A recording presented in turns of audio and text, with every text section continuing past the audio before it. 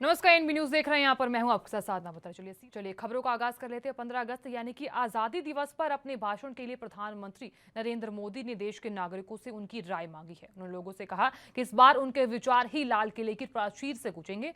और यहाँ पीएम मोदी ने अपने ट्वीट में लिखा है कि लोग अपने मन की बात MyGov पर साझा कर सकते हैं। जानकारी के मुताबिक MyGov पोर्टल पर बताया गया है कि पीएम मोदी स्वतंत्रता दिवस के अपने भाषण में यहाँ सरकारी कार्यक्रमों और नीतियों का जिक्र करेंगे। अहम बात इस मामले में ये है कि पीएम मोदी अपने भाषण के लिए पिछले कई साल से लोगों से उनके विचार और सुझाव मांगते आ रहे हैं।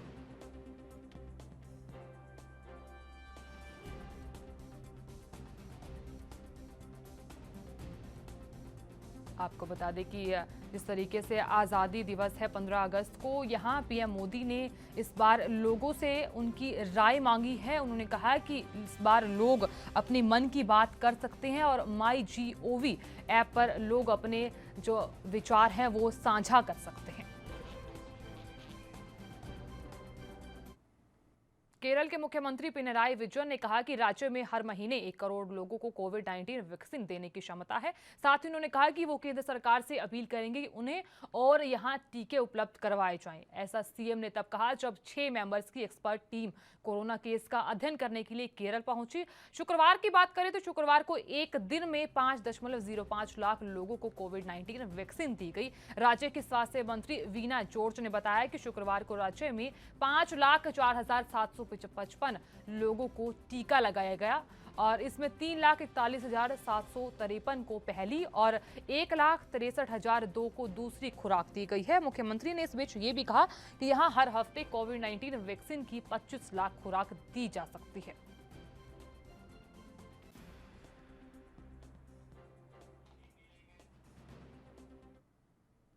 और लंबे इंतजार के बाद आज उत्तर प्रदेश बोर्ड के हाई स्कूल और इंटरमीडिएट के रिजल्ट घोषित कर दिए जाएंगे। आपको बता दें कि उत्तर प्रदेश राज्य बोर्ड के 10वीं और 12वीं के रिजल्ट एक साथ दोपहर 3:30 बजे घोषित किए जाएंगे। सुप्रीम कोर्ट के निर्देश के बाद यूपी बोर्ड का रिजल्ट आज जारी हो रहा है। बता दें आपको ये भी कि सुप्रीम कोर्ट ने देश के सभी बोर्डों से 31 जुलाई तक रिजल्ट जारी करने को कहा है और आज जारी होने वाले 10वीं और 12वीं की परीक्षाओं के रिजल्ट में यहां 56 लाख से ज्यादा स्टूडेंट्स के नतीजे घोषित किए जाएंगे और जिसमें से आवेदन करने वाले सभी छात्र बिना परीक्षा के ही परिणाम जान सकते हैं। माध्यमिक शिक्षा विभाग के मंत्री और deputy CM doctor Dinesh Sharma की मौजूदगी में रिजल्ट जारी किया जा सकता है। माध्यमिक शिक्षा विभाग के डायरेक्टर विनय कुमार पांडे ने नतीजे घोषित किए जाने की बड़ी और अहम जानकारी दी है। यूपी बोर्ड के रिजल्ट को लेकर स्टूडेंट्स, उनके अभिभावकों और टीचरों में जबरदस्त उत्साह देखा जा रहा है। सभी को नतीजों का बेसब्री से इंतजार है। यूपी बोर्ड के ऑफिशियल वेबसाइट पर छात्रों के अंक पत्र आज अपलोड कर दिए जाएंगे। आपको ये भी बड़ी जानकारी दे दें कि 10वीं और 12वीं के छात्र अपना रिजल्ट यूपी बोर्ड की ऑफिशियल वेबसाइट और यहाँ पर देख सकते हैं। आपको ये बता दें कि वेबसाइट upresult.nic.in पर आप रिजल्ट देख सकते हैं। आपको ये भी बता दें कि इस साल यूपी बोर्ड की 10वीं 12वीं की बोर्ड परीक्षाओं के लिए कुल 56,03,813 छात्रों ने पंजीकरण कराया था, जिसमें से 29,94,312 कक्षा 12वीं के छात्र हैं और यहाँ 26,09,501 छात्र कक्षा 10वीं के हैं।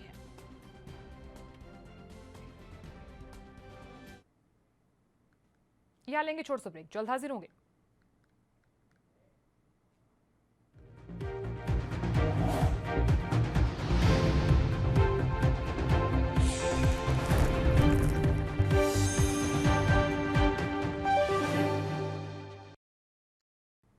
ब्रेक के बाद आप सभी का स्वागत है। चलिए सीधे आगे खबरों का रुख कर लेते हैं। हिमाचल प्रदेश के सिरमौर में पहाड़ पर लैंडस्लाइड की खौफनाक तस्वीर सामने आई। यहां बारिश के बाद भूस्खलन की वजह से पहाड़ों में दरार आई है और फिर देखते ही देखते एक हिस्सा भरभराकर गिर पड़ा और लोगों ने भागकर अपनी जान तो बचा ली है। लेकिन इस बीच आपको ये बता दें कि लैंडस्लाइड के कारण पोंटा साहब को कनेक्ट करने वाले NH 707 का ट्रैफिक भी रोक दिया गया। सैकड़ों लोग रास्ते में फंस गए हैं। हिमाचल प्रदेश के लाहौल स्पीति में बादल फटने की वजह से आई बाढ़ में कई पुल बह गए, जिसके कारण 200 से ज्यादा लोग फंसे हैं। आपको बता दें यहाँ शांचा नाले पर बना पुल भी बाढ़ में बह गया है, जहां फंसे लोगों को आज अस्थायी पुल के जरिए नाला पार कराया गया था। और ये भी बता दें कि लाहौल स्पीति में जलमा पुल पूरी तरह बह गया है। इसके अलावा 4 और पुल जो हैं वो डैमेज हुए हैं। इन जगहों पर कुल 221 लोग फंसे हैं, लेकिन खराब मौसम के कारण उन्हें रेस्क्यू करने में दिक्कत आ रही है। काफी ज्यादा परेशानियों का सामना भी करना पड़ रहा है। हिमाचल के कुल्लू की बात करें तो यहाँ बादल फटने से ब्रह्मगंगा नाले में सैलाब आ गए हैं। यहाँ ब्रह्मगंगा की बाढ़ हाहाकार मचाती कसोला हाइड रिजोर्ट की तरफ बढ़ा और जिसमें कई लोग फंस गए हैं। 4 लोग अभी भी इस मामले में लापता बताए जा रहे हैं, जिनकी तलाश फिलहाल की जा रही है। इनमें से गाजियाबाद की रहने वाली 25 साल की विनीता भी है, जिन्होंने अपने बिजनेस पार्टनर अर्जुन को बचा लिया, लेकिन खुद सैलाब में बह गई।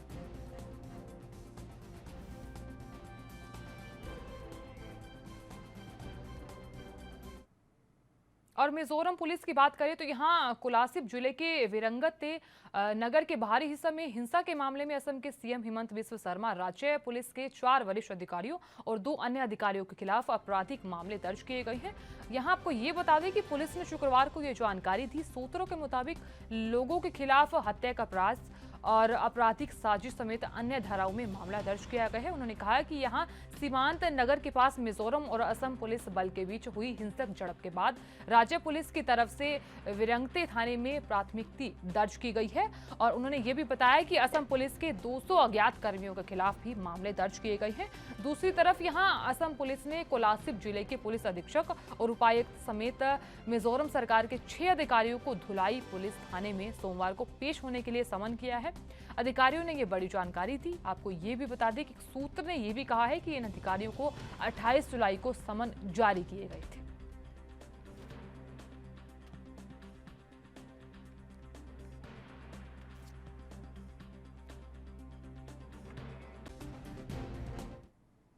भारत चीन के बीच तनाव फिलहाल जारी है और आज भारत चीन के मिलिट्री कमांडर्स के बीच 12वें दौर की अहम मीटिंग है। और आपको बता दें कि ये अहम मीटिंग आज होने जा रही है। देशों के सैन्य कमांडर्स अगले जो दौर है उस पर चर्चा की जाएगी। और ये भी बताया जा रहा है कि जो ये मीटिंग है वो LAC पर चीन की तरफ मोल्डो गैरिसन में होगी। जानकारी के मुताबिक आपको ये बता दें कि शनिवार सुबह होने वाली इस मीटिंग में पूर्वी लद्दाख से सटी LAC के गोगरा और हॉट स्प्रिंग जैसे विवादित इलाके में डिसएंगेजमेंट यानी कि सैनिकों को पीछे हटने पर बातचीत की जाएगी। और इस साल जनवरी के महीने में पहले चरण के डिसएंगेजमेंट के बाद भी LAC पर दोनों देशों की सेनाओं के बीच तनाव बना हुआ है। और दोनों देशों की जो सेनाएं हैं उसके बीच जो करार हुआ है और उसके तहत दोनों देशों की सेनाओं ने पेंगोंग लेक से उत्तर यानी कि फिंगर एरिया और दक्षिण के कैलाश हिल रेंज को पूरी तरह से खाली कर अपनी अपनी सेनाओं को पीछे भेज दिया था। पहले चरण के डिसएंगेजमेंट के बाद भी पूर्वी लद्दाख से सटी LAC पर कई ऐसे विवादित इलाके थे जहां दोनों देशों की सेनाओं के बीच तनाव बना हुआ था। गोगरा और हॉट स्प्रिंग भी इन्हीं विवादित इलाकों का हिस्सा रहे हैं।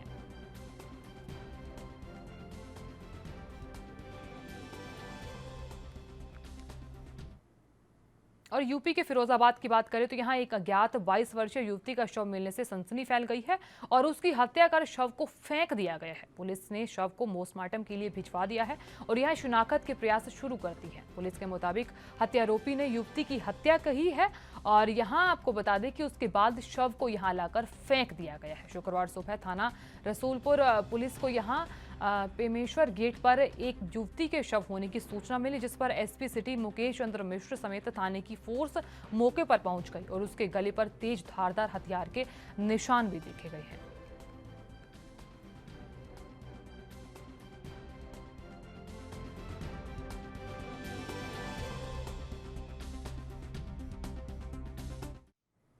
यूपी में लगातार हो रही भारी बारिश के चलते गंगा का जो जलस्तर है वो लगातार बढ़ता हुआ नजर आ रहा है। यहाँ गंगा के बढ़ते जलस्तर तटीय इलाकों में भय का माहौल बना हुआ है। प्रशासन भी स्थिति को लेकर काफी ज्यादा गंभीर है। बदायूं के DM दीपा रंजन ने अधिकारियों के साथ बाढ़ प्रभावित इलाकों का दौरा किया और साथ ही गंगा नदी के कटान से प्रभावित इलाकों लोगों को राहत और बचाव सेवा तत्काल प्रभाव से उपलब्ध कराने के सख्त निर्देश दिए हैं।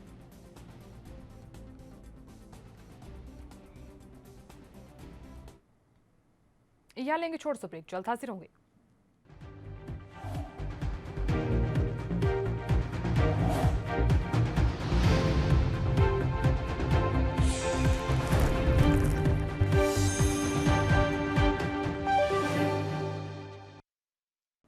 ब्रेक के बाद खबरों में आगे बढ़ते यूपी के कासगंज जनपद की सोरो कोतवाली इलाके में दिल दहला देने वाला मामला सामने आया है। आपको बता दें, यहां सौर ऊर्जा प्लेट की वायरिंग में शॉर्ट सर्किट हुआ और यहां झोपड़ी में आग लग गई। आग लगने से झोपड़ी में सो रहे 6 साल के मासूम बच्चे की जिंदा जलकर मौत हो गई। घटना के बाद परिवार में कोहराम मचा हुआ है। वहीं मौके पर पहुंची पुलिस ने मृतक बच्चे के शव को कब्जे में लेकर पोस्टमार्टम के लिए भेज दिया है। आपको बता दें कि घटना सोरो कोतवाली क्षेत्र के चंदवा न्योली गांव की है, जहां सौर ऊर्जा की प्लेट की वायरिंग शॉर्ट सर्किट होने की वजह से झोपड़ी में आग लग गई और जब तक मौजूद लोग कुछ समझ पाते तब तक आग ने विकराल रूप धारण कर लिया।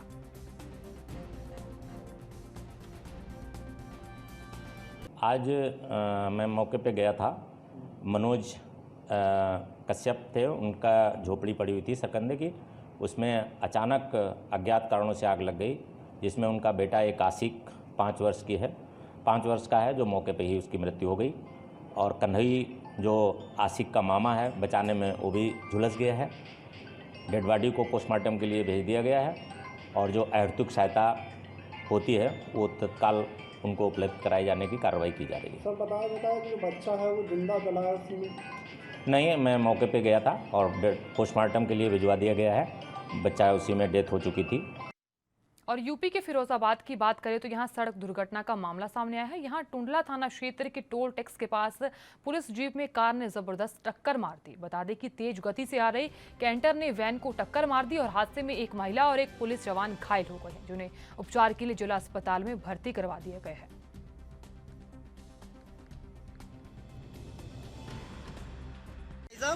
मेरा नाम रजीत है भैया। रजीत अजीत थाना टुंडला से हूँ। अच्छा, ये कैसे घटना हुई है? एक्सीडेंट हुआ था एक डीसीएम में और एक बैन गाड़ी में, तो उसको कवर करने के लिए आई थी हमारी गाड़ी। तो हमारी गाड़ी यहाँ खड़ी हुई थी, तो डीसीएम को निकाल रहे थे, तो ये टैंकर आया बहुत तेज लापरवाही में, लगभग 50 मीटर से ये गाड़ी को ये एक्सीडेंट करता हुआ यहाँ तक लाया है। तो तुम देख लो कंडीशन कैसी है, ज़्यादा हताहत नहीं है। हमारे पुलिसकर्मी घायल हुए। अच्छा, पुलिसकर्मी क्या घायल हो गए हैं? 2 पुलिसकर्मी घायल। कौन बैठे थे उसमें? अभी ले गए हैं सिपाही दोनों पुलिस। हरियाणा की बात कर रहे थे। हरियाणा के चरखी दादरी में शहर के जो हालात हैं बरसात की वजह से बहुत बुरे हो चुके हैं। पूरा शहर जलमग्न है। दादरी शहर के रविदास नगर में प्रशासन के खोखले दावों की पोल खोल कर रखती है। वहीं रविदास नगर में एक महिला की मौत हो गई है और उसके परिजन 1.5 से 2 फीट रोड पर खड़े पानी में से महिला का शव यात्रा लेकर जा रहे थे। तस्वीरों में देख भी सकते हैं आप। नगर वासियों ने इस मामले में बताया कि हम इस जल निकासी को लेकर पिछले काफी समय से प्रशासन और सरकार से गुहार लगा रहे हैं, लेकिन यहाँ कोई भी समस्या का समाधान नहीं हुआ है। घरों में पानी घुस चुका है। सीवर जो समस्या है वो भी चरमरा आ गई है।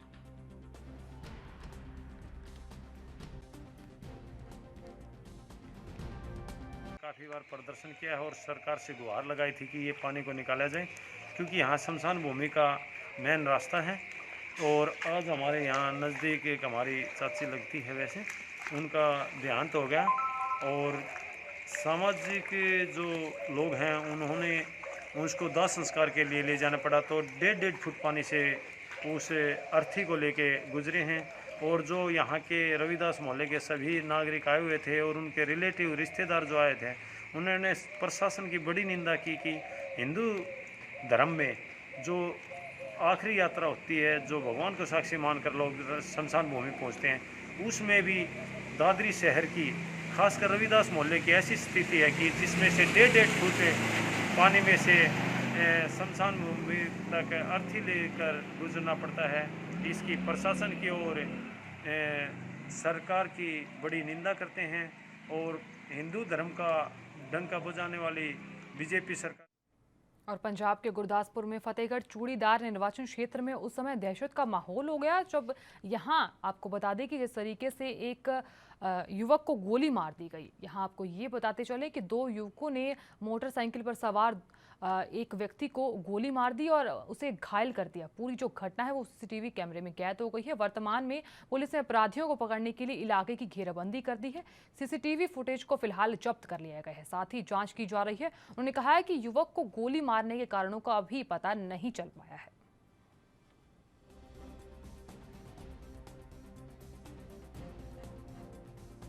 फतेहगढ़ चूड़ियां दे ने इन्हों 2 मोटरसाइकिल सवारां ने लगा भी इन्फॉर्मेशन पता लगा भी गोलियां मार के पता लगा इत्थे आए मौके ते ਤੇ 2 ਕੈਮਰੇ ਦੇ ਵਿੱਚ ਮਾੜੇ ਵੀ ਉਹਨਾਂ ਦੀ ਫੋਟੋ ਹੁੰਦੀ ਆ ਵੀ 2 ਮੁੰਡੇ ਹੁੰਦੇ ਮੋਨੇ ਗੋਲੀਆਂ ਮਾਰ ਕੇ ਚੱਲ ਜਾਂਦੇ। ਹੁਣ ਆਪਾਂ ਜਿੰਨੇ ਵੀ CCTV ਕੈਮਰੇ ਸਾਰੇ ਚੈੱਕ ਕਰ ਰਹੇ ਹਾਂ ਤਾਂ ਕਿ ਇਹਨਾਂ ਨੂੰ ਗ੍ਰਿਫਤਾਰ ਕੀਤਾ ਜਾ ਸਕੇ ਤੇ ਅਗਲੀ ਕਾਰਵਾਈ ਜੋ ਵੀ ਅਮਲ 'ਚ ਲਿਆਂਦੀ ਜਾਏਗੀ। ਠੀਕ ਆ। ਨਾਮ ਮੈਂ ਤੇ ਕਰਨ ਤੇ ਬਾਹਰੋਂ ਫਾਇਰ ਦੀ ਆਵਾਜ਼ ਆਈ ਆ।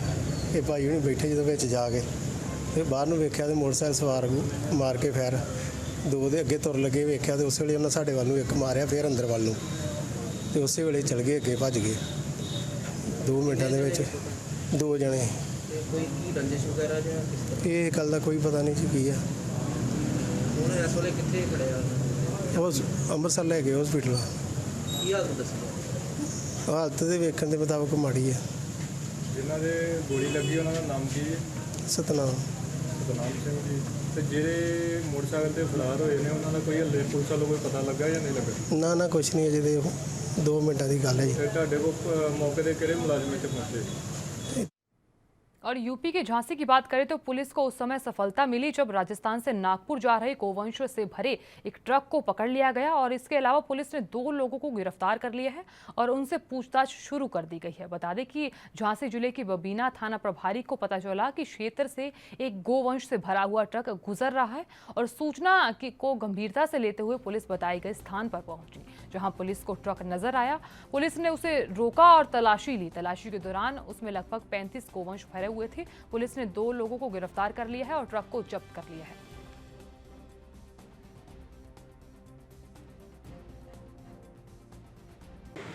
एक कंटेनर में लाद करके 40 से 50 गोवंशों की तस्करी प्रदेश की सीमा से की जाने वाली है। इस सूचना पर प्रभारी निरीक्षक बबीना के अधीनस्थ कर्मियों द्वारा तलाशी कराई गई थी।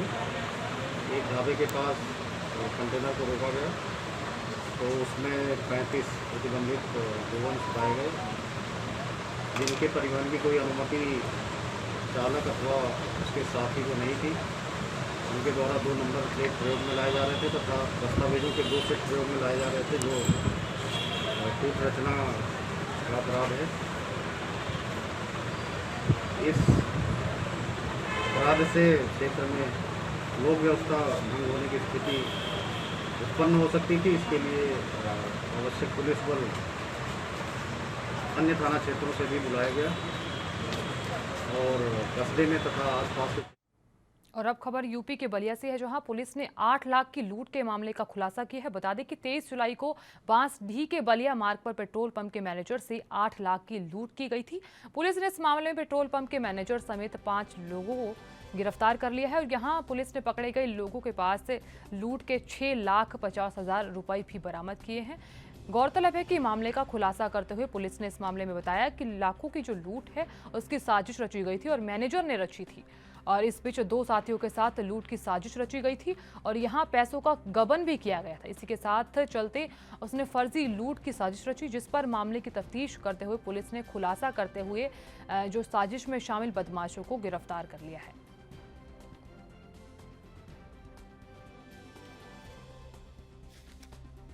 थाना बांसडीह में 23 जुलाई को लूट की एक घटना हुई थी, जिसमें कि पेट्रोल पंप के मैनेजर ने उसके साथ 2 युवकों द्वारा मारपीट कर 8 लाख रुपए लूटने की सूचना दी थी। इस पर पुलिस ने तत्काल एक्टिव होकर अलग अलग टीमें बनाई और उसका आज अनावरण करते हुए 5 युवकों को गिरफ्तार किया गया है। इनके कब्जे से 6.5 लाख रुपये बरामद हुए हैं और 2 असला बरामद हुए हैं। पूर्ण जानकारी में यह आया है विवेचना के दौरान कि जो बैंक का मैनेजर था वो कई सालों से पेट्रोल पंप का मैनेजर जो था वो कई सालों से पेट्रोल पंप पर कार्य कर रहा था और उसी दौरान उसने हिसाब किताब में हेरफेर किया और कुछ पैसे अपने स्वयं के प्रयोग के लिए इस्तेमाल किए और लालचवश उसने दूसरे पैसों का भी गबन करने के इरादे से पेट्रोल पंप के ही 2 अन्य कर्मचारियों के साथ मिलकर और 2 बाहर के अपने आसपास के युवकों के साथ मिलकर इन 5 लोगों ने ये घटना को अंजाम दिया, जिसमें कि 2 अन्य युवक भी शामिल थे जो अभी फरार हैं। उनकी भी फिलहाल के लिए इतना ही। आप देखते रहिए ANB न्यूज़। नमस्कार।